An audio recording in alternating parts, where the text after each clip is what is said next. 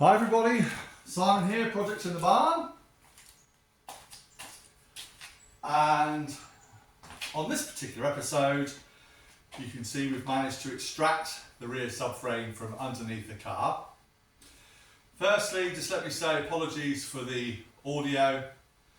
My microphone's at the house, so in my haste to come down here, and I'm not walking back up there just to get that, so I'm hoping you can hear me okay. Anyway, here is the rear subframe. I've just put it onto wheel skates that you use for moving your car around the workshop. I've literally just dragged it out. I was filming the whole thing and then realised I had the adapter for my microphone still plugged into the phone, but not the microphone, so it never picked up any of the audio of me pulling this out. So I'm having to reset and do this bit again. So hello and welcome back to another episode of Projects in the Barn. You don't really miss much apart from me groaning and moaning and struggling to lift them up on there. But in all fairness, it wasn't too bad. So I just slid each one of those skates underneath the rear hub assemblies, caught a bit of the bottom A-frame, and it pulled out really easy. So happy days for that. One thing I will say, you might have just caught on the end of the last video where we dropped the subframe down on the jack.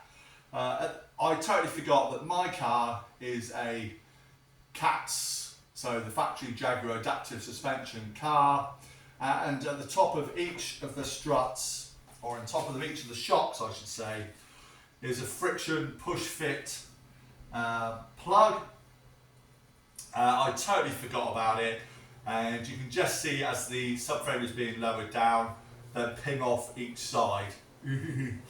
I have inspected them, there appears to be no breakages, no damage, so I'm hoping they'll be okay. It just means that when I go to refit the whole rear assembly, once it's all built back up again, I'll plug it back in, I will turn on the ignition and just make sure that there's no suspension fault registering on the dash, because there never has been before.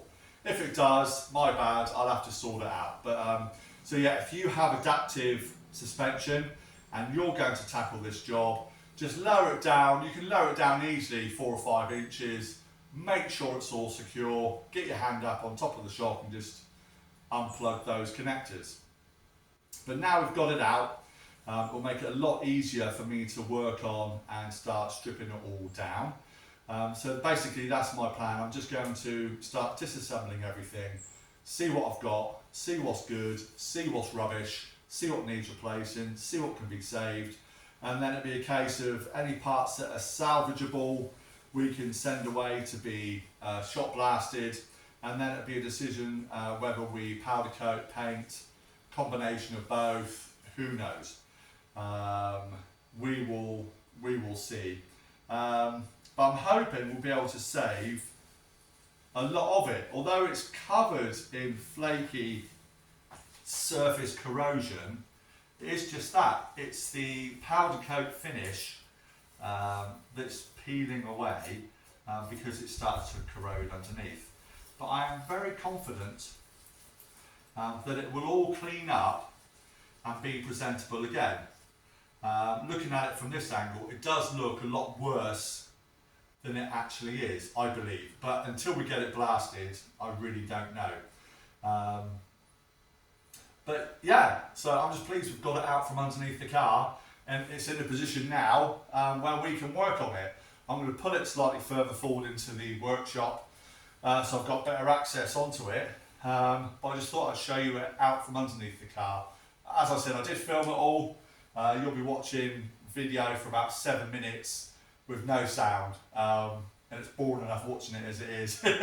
Of just me moaning and groaning, let alone about me making any of my noises. So there's no real point in me putting that up. But it's here, it's out, you can see it. So yeah, it's just going to be a case now of taking things off and seeing where we are.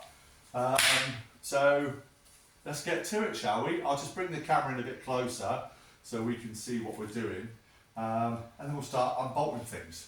Let's go.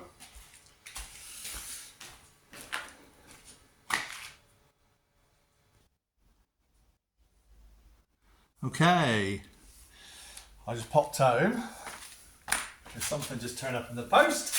You might have heard it come through on my phone. I had an alert, and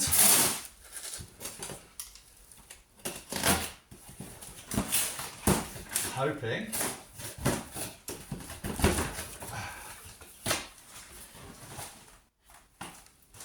yes, look at that. So thanks go out again to Matt, one of my subscribers, who was kind enough to send me a voucher so I can get myself some new WD-40. Said you really didn't have to, mate, but as I've said to you on the email, I really appreciate it. It's amazing. So we got the WD-40 there and the specialist silicone spray as well. I'll say when I come to redo all the bushes and stuff like that. So that's pretty awesome. So again, thank you so much, and we will make great use of it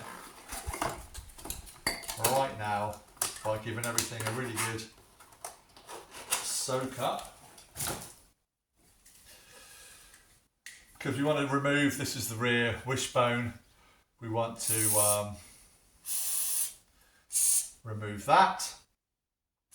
This lower carrier down here, again, can all be removed. So forgive me if I don't know the correct terminology for all of it. There's a couple of rear braces there. They can come off. Basically, it's all going to come off in it, let's be honest. So we'll just give everything a bit of a dousing.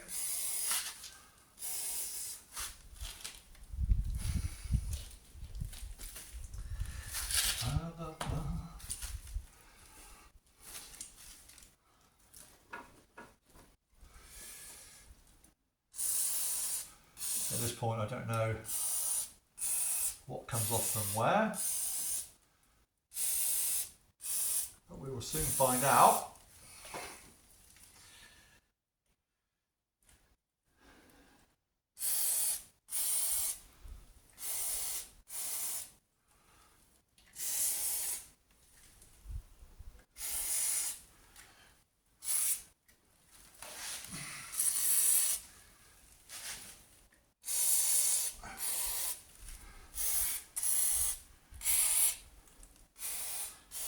Just let that work in and do its job.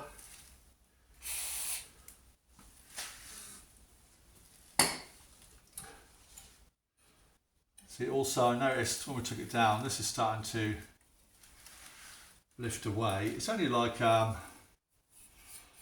gasket washer, I guess. So I don't think it needs to come off. But I don't know what needs to come off.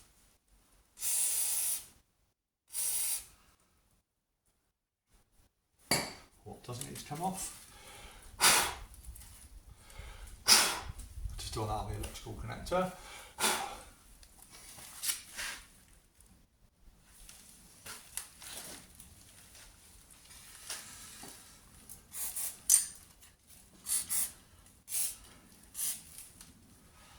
So this is where the rear anti-roll bar goes. Clamps hold the bushes there.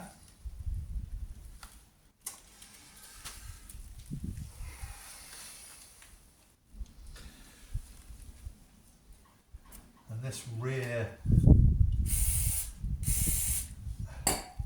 bracket here, I think that's the new one that I've bought, which we can always use.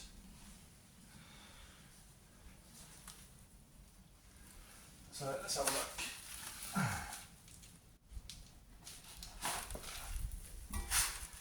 See what sizes all of these are.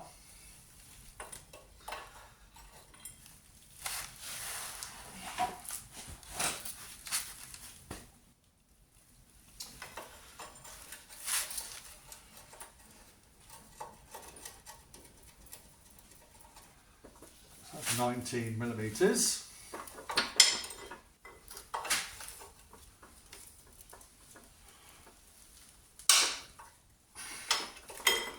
break it off, I'll get another spanner or socket on there.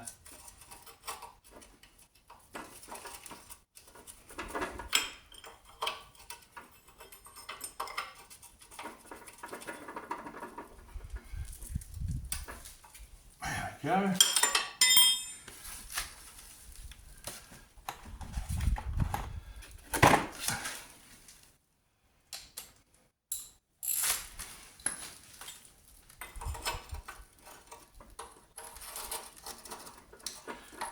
The 19mm on both sides.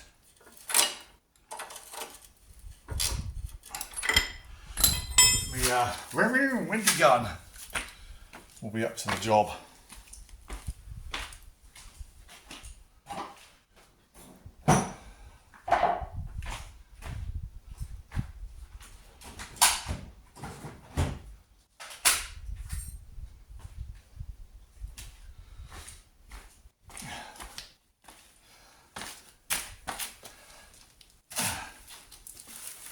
Have a look, shall we? Sure is.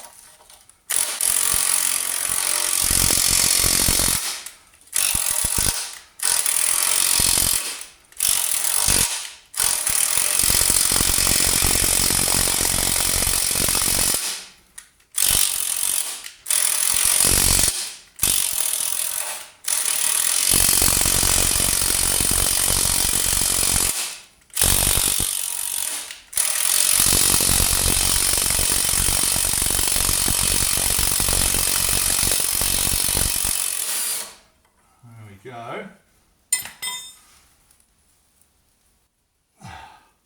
Hot. There's one. Try the same on this side.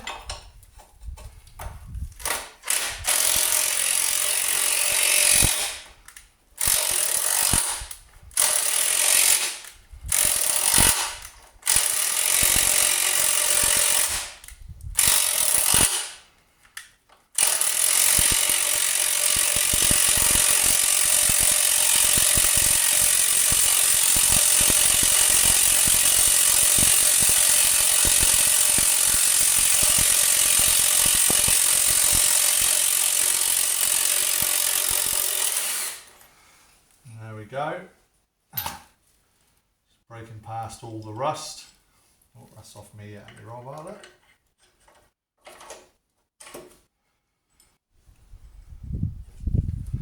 And there we have what I believe is called the rear wishbone. Just going to put the bolts back through so I know what goes where. Make it a bit easier when we come to reassemble.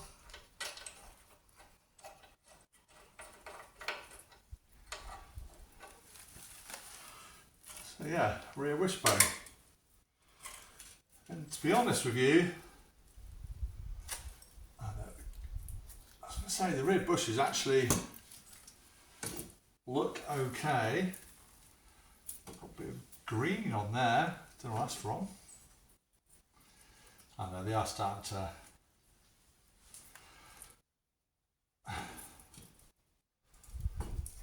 whether they'll be any good or not. I think I'm going to replace, I may as well replace all the bushes as we go along the project. I don't know what you guys think about that, but for me, I think that kind of makes sense to do that. To see where all these nuts and bolts go, whether they're studs. For getting it all off, I don't know. That's 19mm again.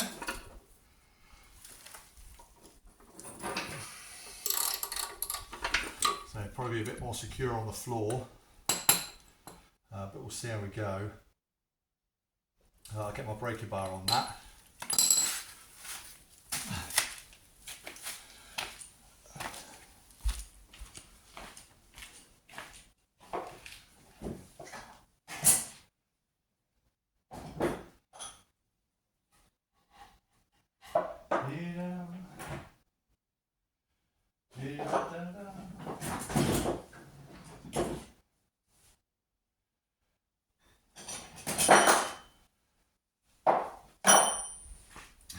I'm there looking for the 19mm. It's on my windy gun, isn't it?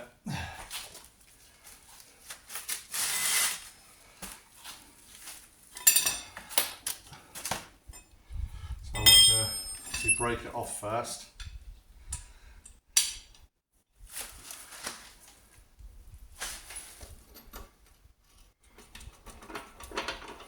Gonna get a good purchase.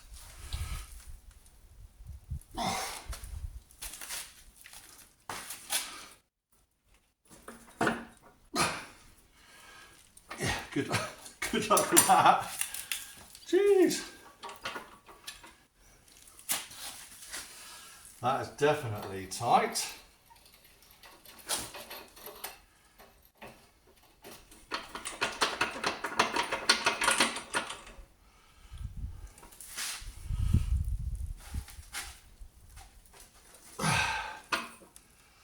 Same for that. They're bigger than a 19.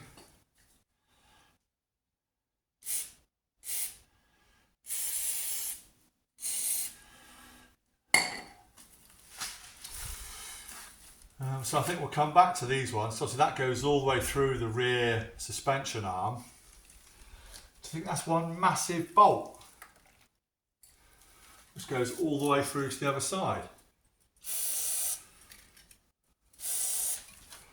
I think it is.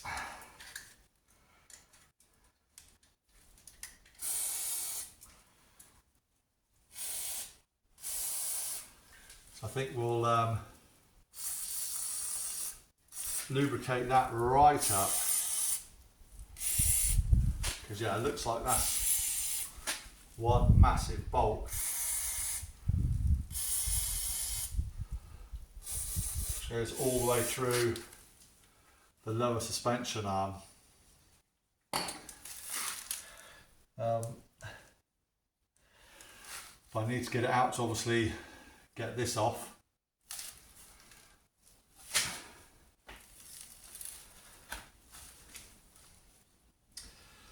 And I think before we tackle the drive shafts, we want to mark them, the orientation of where their clock's at the moment, so we don't disrupt that. So we can put like a little punch mark either side of where the universal joint is, so we know it will go back into the same orientation.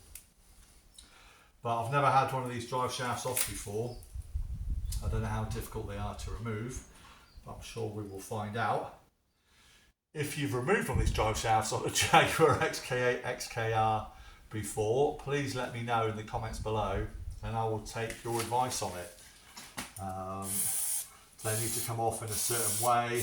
Do I need to start the hub end first?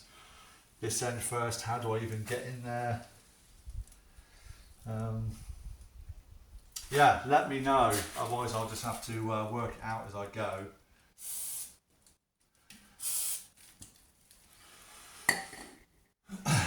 So let's move that out of the way. That's something we can take away and clean. Well, there's no point me stripping everything right down now to all the bits. I just want to sort of do bits and pieces as I go. Yeah, little baby steps. It'd just be nice to try and get bits off of it so we can start doing the cleanup. So we'll try these braces, see if they're ready to come off.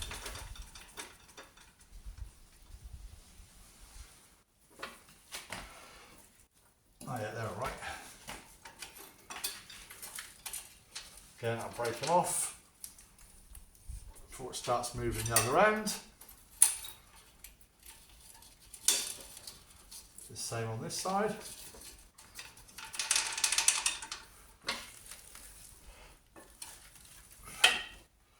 Lovely stuff.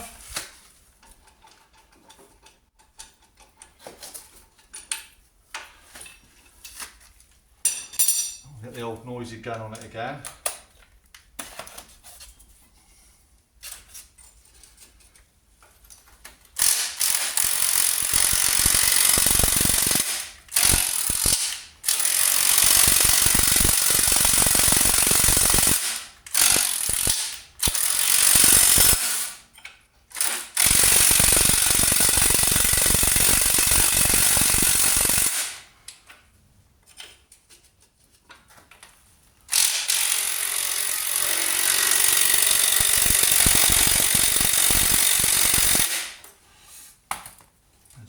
stuck at that point.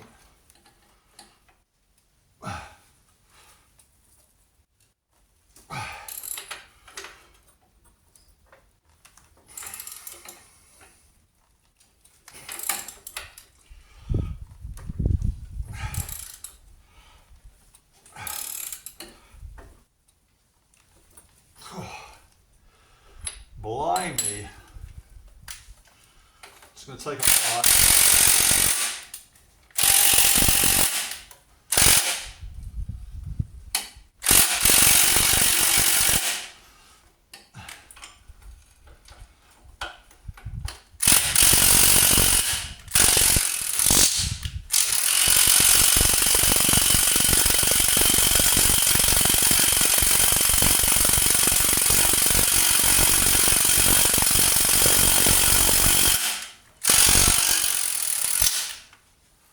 Just trying to clean the thread off. So much crud on it.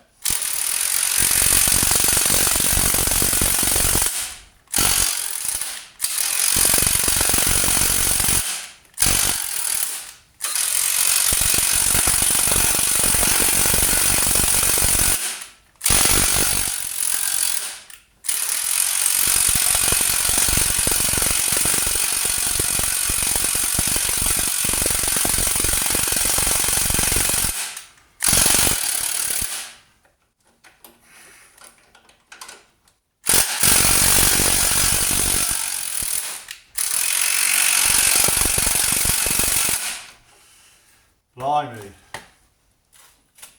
So my impact driver there, it's not designed for this. It's I use for my carpentry. I'm a carpenter by trade. And yeah, it's just not got the torque to do it.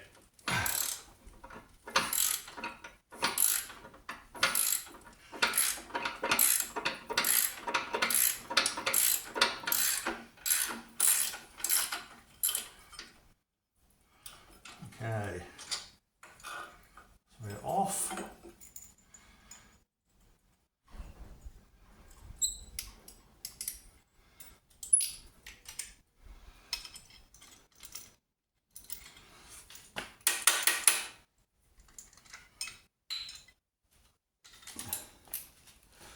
So that one out.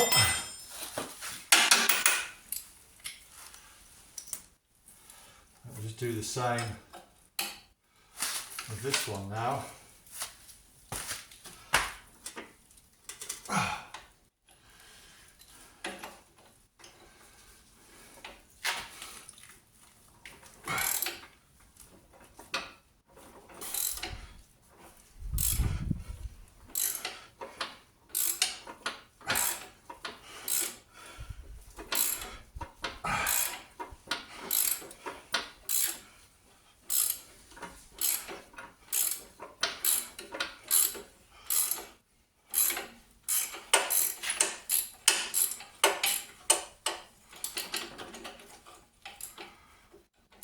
Off.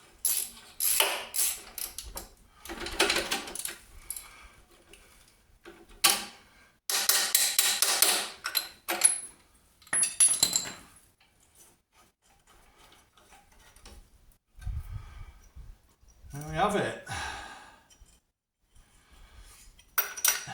2 bolts off. I think I said in the previous video, I've got some rust remover product at home called Rusty that I'm currently experimenting with, that I'm hoping will work wonders on all these nuts and bolts and clean them right back. That's what I'm hoping. Right, not that one. Try the lower brace.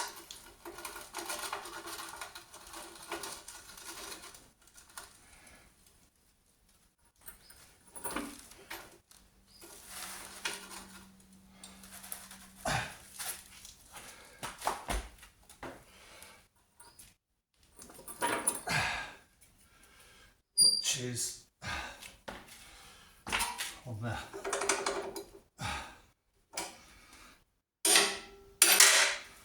That's proper on there.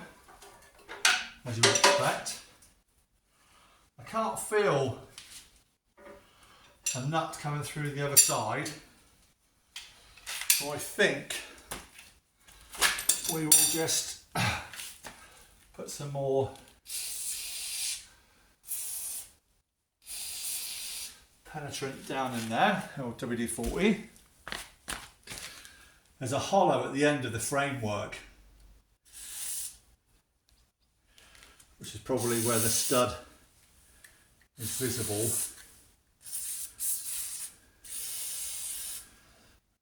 So we'll let that soak in and do its job.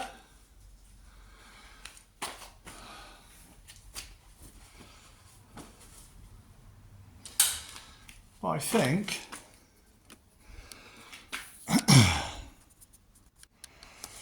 that I might just, fingers in the way. How long are we going? Half hour. I think that will do, won't it? So we got the wishbone off. Let's say that wants a really good cleaning up. We'll press out those bushes, but I'll make a video doing that.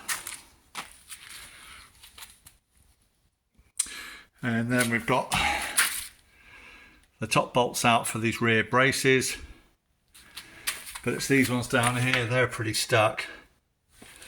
I don't know if you'll be able to see it, but it's sort of open-ended, this section here. So there's probably a lot of corrosion debris inside there, so I've given that a good squirt with the WD-40. We'll let that penetrate in, and while that's doing its job, that's probably a good time for me to finish the video. Don't want to be doing them any much longer than that, do we?